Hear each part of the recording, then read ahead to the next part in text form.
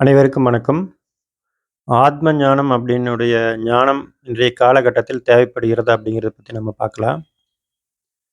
எதற்காக அப்படின்னு ஆத்ம ஞானம் தேவைப்படுகிறது அப்படின்னா, விடுதலை அப்படின்னு சொல்லுவாங்க. எதிலிருந்து அப்படின்னா, துன்பத்திலிருந்து விடுதலை அடைவதற்கு. எதனால நமக்கு துன்பம் வருது அப்படின்னா, ஏதோ 4, 5 வகைகள பெரும்பான்மையா நம்ம சொல்ல முடியும். பொருளாதாரம் சார்ந்த பிரச்சனைகளுக்கு மனிதன் துன்பத்திற்கு ஆளாகிறான். இது அதிகமா நடக்கு. 2வதா பார்த்தீங்கன்னா, உடல் ஆரோக்கியம். ஒருவருக்கு உடல் ஆரோக்கியம் கெட்டுப் போகுது அப்படின்னா, அவரு அதன் மூலியமாக துன்பத்தை அனுபவிக்கிறார். அதிலிருந்து விடுதலை பெற வேண்டும் என்று விரும்புகிறார். அடுத்தது குடும்ப உறவுகள். குடும்ப உறவுகள் அவருக்கு சரியா அமையல, அவருக்கு அன்பு கிடைக்கல, அவர் அன்பு வைத்திருக்க ஒரு நபர் சரியான வாழ்க்கை அவருக்கு அமையல அப்படிங்கிற பொழுது, துன்பத்திற்கு ஆளாகிறார். அதன் மூலியமா துன்பப்படுகிறார். அடுத்த விஷயம் பார்த்தீங்கன்னா, சமுதாய அந்தஸ்து. அந்தஸ்து அப்படிங்கிறத விட தன்னுடைய அதிகாரத்தை, தன்னுடைய புகழை, தனக்குன்னு ஒரு அங்கீகாரம் சமுதாயத்தில கிடைக்க வேண்டும் அப்படிங்கிற ஒரு எண்ணம் மனிதர்களுக்கு இருக்கிறது. அது கிடைக்காத பொழுது, அதன் மூலியமாக மனிதன் துன்பத்திற்கு ஆளாகிறான்.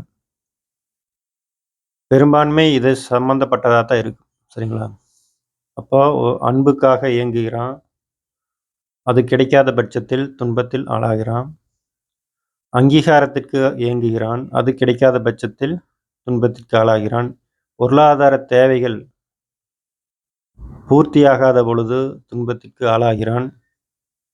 உடல் ஆரோக்கியம் கெட்டுப் போயிடுச்சு அப்படின்னா, அதற்கு துன்பத்திற்கு ஆளாகிறான். இந்த 4க்கும் தீர்வு காண்பது தான் அவனுடைய வாழ்வியலா இருக்கு. சரிங்களா? இந்த 4 விஷயங்களில் இருந்தும் தீர்வு குடுக்கக்கூடிய ஒரு அறிவு அப்படின்னு பார்த்தா, ஆத்ம ஞானம் அப்படிங்கிறத சொல்லலாம். ஆத்மா அப்படின்னா என்ன அப்படின்னா, நான் உடல் அல்ல, நான் மனம் அல்ல அப்படிங்கிற ஒரு நான் ஆன்மா அப்படிங்கிற ஒரு எண்ணம். இதுதான் அறிவு. நான் உடல் கிடையாது, மனம் கிடையாது, நான் ஆன்மா அப்படிங்கிறது. ஆன்மா எப்படிப்பட்டது அப்படிங்கிறது நெறைய கருத்துக்கள் இருக்கு. இந்திய தத்துவ மரபுல ஒவ்வொரு விஷயங்களும் நெறைய சொல்லியிருக்காங்க. சில வேறுபாடுகளும் இருக்கு. அத பத்தி தொடர்ந்து பேசுவோம். அப்போ விடுதலை அப்படிங்கிறத நோக்கி தான் ஆத்ம ஞானம் கொண்டு போகுது. எண்ணத்திலிருந்து விடுதலை அப்படின்னா, துன்பத்திலிருந்து விடுதலை. சில பேர் சொல்லுவாங்க, பிறவாமை வேண்டும் அப்படின்னு. அப்போ பிறப்பு அப்படின்னால அவர்கள் என்ன சொல்லியிருக்காங்கன்னா, துன்பம் அப்படின்னு தான் சொல்லியிருக்காங்க. அப்ப பிறப்பு ஒருத்தன் பிறந்து வாழ்றான் அப்படின்னாலே, அந்த வாழ்க்கை அவனுக்கு துன்பமயமான ஒன்று. அப்போ அந்த பிறவாமையே வேண்டாம் அப்படிங்கிறது தான் அவர்களுடைய விடுதலையா இருந்தது. சரிங்களா? அப்போ நம்ம பிறந்துட்டோம். சரிங்களா? இத திடீர்னு மாத்த முடியாது. அப்போ இந்த பிறப்பிலேயே துன்பத்திலிருந்து விலகி விடுதலை அடைவது, விடுதலையோடு சுதந்திரமாக வாழ்வது, மகிழ்ச்சியாக வாழ்வது, ஆனந்தமாக வாழ்வது எப்படி அப்படிங்கிற ஒரு வாழ்வியல சொல்லக்கூடியது, கற்றுக் கொடுக்கக்கூடியது தான் ஆத்ம ஞானம் அப்படிங்கிறது. அது ஒரு மதம் கிடையாது. ஒரு மார்க்கம், ஒரு வழிகாட்டுதல், வாழ்வியல் முறை. இதுல கடவுள் இருக்காரு, இல்ல அப்படிங்கிறத தாண்டி, மதம், மதம் இல்ல அப்படிங்கிறத தாண்டி, ஒவ்வொரு மனிதனும் துன்பத்திலிருந்து விடுதலை அடைய வேண்டும்.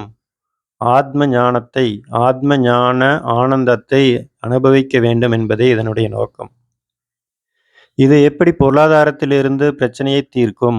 இது எப்படி உடல் ஆரோக்கியத்திலிருந்து தன்னுடைய பிரச்சனையை தீர்க்கும்? இது எப்படி தன்னுடைய குடும்ப உறவுகளிலிருந்து பிரச்சனையை தீர்க்கும்? இது எப்படி சமுதாய அங்கீகார தேடலிலிருந்து எனக்கு ஒரு பிரச்சனையை தீர்க்கும்? அப்படிங்கிறது தான் இதனுடைய முக்கியமான கேள்வி. இதற்கான பதில் தான் நம்ம தொடர்ந்து பார்க்க போறோம். இந்த பிரச்சனைக்கெல்லாம் காரணம் எப்படி அப்படிங்கிறது ஒவ்வொரு மதங்களும், ஒவ்வொரு கருத்தியலும், ஒவ்வொரு ஞானிகளும் பல்வேறு கருத்துக்கள சொல்லியிருக்காங்க. உதாரணத்துக்கு புத்தர் எடுத்துட்டீங்கன்னா, நமது ஆசையே துன்பத்திற்கு காரணம் அப்படின்னு சொல்றாரு. "நீ எதன் மீதாவது ஆசைப்பட்டேன்னா, அது உனக்கு துன்பமாக முடியும்" அப்படிங்கிறாரு. அப்ப அவருடைய பார்வையில நீ எதை ஆசைப்படுகிறாயோ, அது பின்னாடி உனக்கு துன்பமாக வந்து நிக்கும். கீதையில கிருஷ்ணர் என்னங்கிறாரு, "எத ஒன்றின் மீது பற்று வைத்தால், பற்றுடன் நீ இருக்கிற அப்படின்னா, அதுவே உனக்கு துன்பமாக பின்னாடி வந்து நிக்கும்." இப்படி ஒவ்வொருத்தரும் ஒவ்வொரு விஷயங்கள சொல்லிட்டு இருக்காரு. அப்ப ஆத்ம ஞானம் என்ன சொல்லுது அப்படின்னா, நீ ஏன் இந்த 4 விஷயங்கள் சொன்னோம் அல்லவா?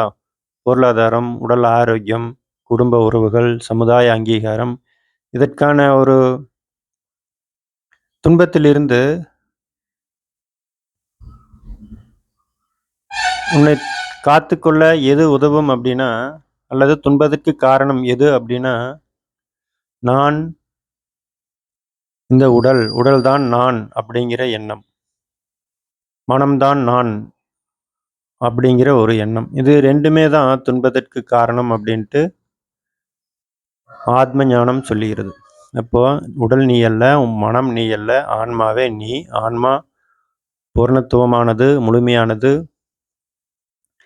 ஆனந்தமயமானது, சாட்சிமயமானது அப்படின்னு நீ எப்பொழுது உணர்ந்து, அதை பயிற்சி செய்து, அதை வாழ்க்கையில் கலந்து விடுகிறாயோ, வாழ்வியலாய மாற்றி விடுகிறாயோ, அப்பொழுது துன்பத்திலிருந்து நீ விடுதலை அடைவாய் அப்படின்னு சொல்லுது. இதுதான் எளிமையான ஒரு விஷயம். சரிங்களா? அப்ப ஆன்மானா இருக்கா? இல்லையா? அப்ப ஆன்மா தான் துன்பத்திலிருந்து போக்கும் அப்படின்னா, நம்ம கடவுள் வழிபாடுகள் எல்லாம் கடவுள் எல்லாம் என்ன பண்றாங்க? அவங்களுடைய பயன்கள் என்ன? அவங்க அப்படிங்கிற விஷயம் எல்லாமே நம்ம தொடர்ந்து பார்க்கலாம்.